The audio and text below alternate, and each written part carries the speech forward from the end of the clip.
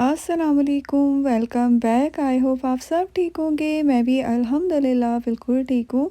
और आज का व्लॉग स्टार्ट कर रही हूँ मैं मॉर्निंग टाइम से, और ये है न्यूयॉर्क की मॉर्निंग, सुबह का टाइम। और हमारे यहाँ पे ठंड आ चुकी है, सर्दियाँ शुरू हो चुकी हैं। आप लोग बताएं, आप लोगों की तरफ वेदर कैसा है। और मैं बना रही थी अपने लिए नाश्ता, तकरीबन 9 बजे का टाइम है। और कल हम लोग लेकर आए थे बुंदू खान से खाना, क्योंकि यहाँ न्यूयॉर्क में भी बुंदू खान है, सिर्फ पाकिस्तान वाले ही अय्याशी नहीं कर सकते। और मैं क्योंकि कराची से हूँ, तो मैंने कराची का ही बुंदू खान का खाना ट्राई किया हुआ है और मुझे बहुत पसंद है। और जो यहाँ का बुंदू खान का खाना है वो भी सिमिलर मुझे लगा है। और ये मैं जूस लेकर आई थी। मैंने फ़र्स्ट टाइम ट्राई किया था ये वाला जूस और मुझे बहुत ही अच्छा लगा था। और ये था मेरा आज का देसी नाश्ता। और वैसे भी मैं ज़्यादातर देसी नाश्ता ही करती हूँ, ब्रेड वगैरह बहुत कम यूज़ करती हूँ।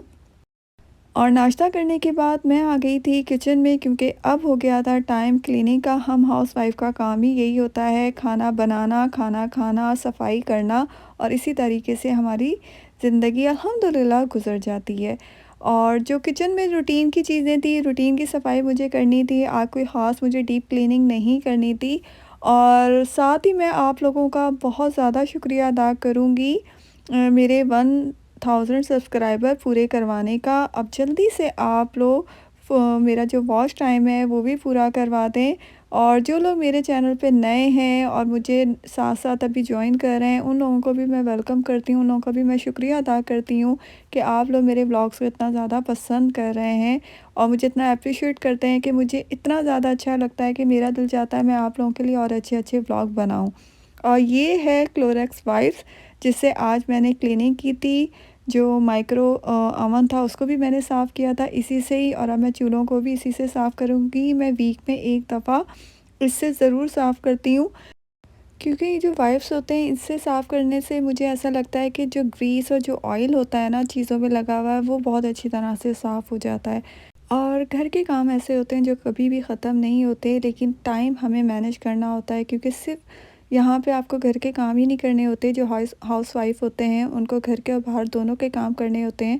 और मैं अक्सर आप लोगों के साथ अपनी जो रूटीन होती है, क्लीनिंग रूटीन, वो इस वजह से शेयर कर रही होती हूँ कि बहुत सारे हमारी बहनें ऐसी हैं जिनको टाइम मैनेज करने में बहुत मुश्किल होती है, उनको समझ नहीं आता, वो वक्त पे टाइम पे चीज़ों को मैनेज नहीं कर पाती। तो मैं इस वजह से उनको थोड़ा सा गाइड करती हूँ कि इस तरह आप चीज़ों को मैनेज कर सकते हो। या वो लोग जो अभी-अभी नए परदेश में आए हैं और उन्हें बहुत मुश्किल लगता है चीज़ों को समझने में, टाइम को मैनेज करने में, तो मैं अपने ब्लॉग की मदद से उन लोगों की हेल्प करना चाहती हूँ। और ये देखें क्लोरेक्स वाइप्स कितने ज़्यादा गंदे हो गए हैं, जबकि मैं किचन को रोज़ साफ़ करती हूँ। क्लीनिंग के मामले में मैं बिल्कुल भी कॉम्प्रोमाइज़ नहीं करती। और किचन साफ़ करने के बाद जो डाइनिंग एरिया था, मुझे उसको भी थोड़ा बहुत क्लीन करना था, क्योंकि डाइनिंग एरिया घर में सबसे ज़्यादा यूज़ होता है और गंदा भी बहुत जल्दी हो जाता है। तो जो डाइनिंग एरिया, मैंने वैक्यूम वगैरह तो नहीं करना था, बस जो डाइनिंग टेबल थी मुझे उसको ही साफ़ करना था। और जी जो मॉर्निंग की क्लीनिंग का काम था वो ज़्यादातर मेरा ख़त्म हो चुका है। किचन को मैंने आज साफ़ करना था, वो मैं कर चुकी हूँ। बर्तन मैंने वॉश करके ड्राई होने के लिए रख दिए हैं। जब वो ड्राई हो जाएंगे तो फिर मैं उन्हें कैबिनेट में रख दूँगी। और बाकी जो चीज़ें थी वो मैंने बहुत ही अच्छी तरह साफ़ कर ली थी। और घर मेरा साफ़ था, टेबल को बस जब मैं साफ़ कर रही थी तो मुझे लगा कि डाइनिंग रूम का फ्लोर थोड़ा-सा गंदा है। वैक्यूम करने का कोई इरादा नहीं था, लेकिन मेरे पास टाइम भी था, तो मैंने कहा चलो लगे हाथों यहाँ पे वैक्यूम भी मैं कर लूँ। और बेटा मेरा आ चुका था, आज उसका हाल्फ डे था स्कूल में, तो उसके लिए मैं यहाँ पे बना रही थी सैंडविच, क्योंकि खाना मैंने अभी तक नहीं बनाया था। और आलू मेरे पास बॉयल हुए हुए थे, क्योंकि आज मैंने अपने हस्बैंड को भी लंच में यही सैंडविच बना के दिया था और ये बहुत ही मज़े का बनता है। इसके लिए मैंने आलू बॉयल कर लिए थे। उसके बाद उसमें चॉप किया हुआ प्याज, चॉप किया हुआ हरा धनिया, पिसी हुई लाल मिर्च, चाट मसाला, धनिया पिसा हुआ और ज़ीरा और थोड़ा सा नमक शामिल करके मिक्स कर लिया था। अच्छा, ये जो सैंडविचेस होते हैं ना, ये बच्चों को बहुत पसंद होते हैं। आप इन्हें आराम से लंच बॉक्स में बच्चों को बना कर दे सकते हैं, बच्चे बहुत शौक़ से खाएँगे। और साथ ही जो ब्रेड स्लाइस मैंने लिए थे उस पे मैंने लगा लिया था बटर। और बटर मेरा बहुत ज़्यादा हार्ड हो गया था, क्योंकि मैंने उसे फ्रिज में रख दिया था। यहाँ पे ठंड शुरू हो गई है, तो मुझे इसे रूम टेम्परेचर में रखना चाहिए था। तो हार्ड होने की वजह से वो बहुत ही मुश्किल से मुझसे स्लाइस पे लगाया गया था। बहरहाल जो आलू का मिक्सचर था वो मैंने ब्रेड स्लाइस पे लगा दिया था, और साथ ही जो मोज़रेला चीज़ होती है वो मैंने रख दी थी। अच्छा, बच्चों को ना जो चीज़ की चीज़ें होती हैं ना वो बहुत ज़्यादा पसंद होती हैं और बहुत ज़्यादा अट्रैक्ट करती हैं। क्योंकि आज मीट नहीं था इसमें, तो मैंने वेजी के थे, तो वेजी वैसे तो बच्चे शौक़ से खाते नहीं हैं, लेकिन अगर आप उसमें अंडा या चीज़ रख दें तो बच्चे बहुत ज़्यादा शौक़ से खाते हैं। तो बच्चों के लिए आपको ये ना थोड़ी बहुत चीज़ों को ना सेट करना होता है बच्चों के साथ। और साथ ही मैंने बटर लगा के इसको दोनों तरफ से अच्छी तरह से टोस्ट कर लिया था। और ये जो सैंडविच है आलू का, ये बच्चों को बहुत पसंद आता है, बच्चों क्या बड़ों को भी बहुत पसंद आता है। आप इन्हें बच्चों के लंच बॉक्स में बनाकर दें चीज़ के साथ, तो बच्चे इसे बहुत ज़्यादा शौक़ से खाते हैं। और मेरा बेटा तो वैसे वेजिज़ इतने शौक़ से नहीं खाता, लेकिन जब मैं इस तरह उसको ये सैंडविच बनाकर देती हूँ तो वो बहुत ज़्यादा शौक़ से खाता है। और साथ ही आप इसकी हरी चटनी और टमाटो केचप भी दे सकते हैं इसको और मज़े का बनाने के लिए। तो ये था आज का लंच आइडिया, आई होप आप लोगों को पसंद आया होगा। और जी, 2 दिन पहले मैंने बनाई थी खिचड़ी जो कि नहीं खाई गई, और यहाँ पे कोई ऐसा आपके पास हेल्पर भी नहीं आता कि आप उसे दे दो।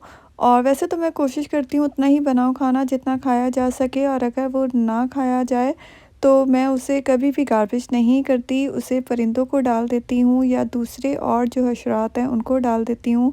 रिस्क की बिल्कुल भी बेअदबी नहीं करती, और वैसे तो मैं कोशिश करती हूँ कि इतना ही खाना बनाओ जितना खा लिया जाए, क्योंकि पाकिस्तान में तो ये होता है आपके पास हेल्पर आ जाते हैं या और बहुत ज़रूरतमंद आ जाते हैं, लेकिन यहाँ पे ऐसा कोई सिस्टम नहीं है। और जी, अभी मैं आ गई थी बेडरूम में, क्योंकि मुझे याद आया था कि मैंने कल लॉन्ड्री की थी और मुझे वो भी रखनी है, अभी मैं बिल्कुल भूल गई थी। और ये मेरे हस्बैंड सॉक्स अपने बाहर निकाल के रख गए हैं। और ये कल हम गए थे बाहर, तो मैंने मेकअप रिमूव किया था, काफ़ी देर हो गई थी, तो फिर मैंने ऐसे ही मेकअप पैड रख दिया था। और जी, घर मेरा साफ़ था, मुझे घर को आज क्लीन नहीं करना था, बस ये लॉन्ड्री को ही मुझे समेटना था। और ये मेरे हस्बैंड के कपड़े थे जो मैं ड्रेसिंग में इस तरह रख देती हूँ फ़ोल्ड करके। ये इनके घर के पहनने वाले हैं टी-शर्ट्स और ट्राउज़र।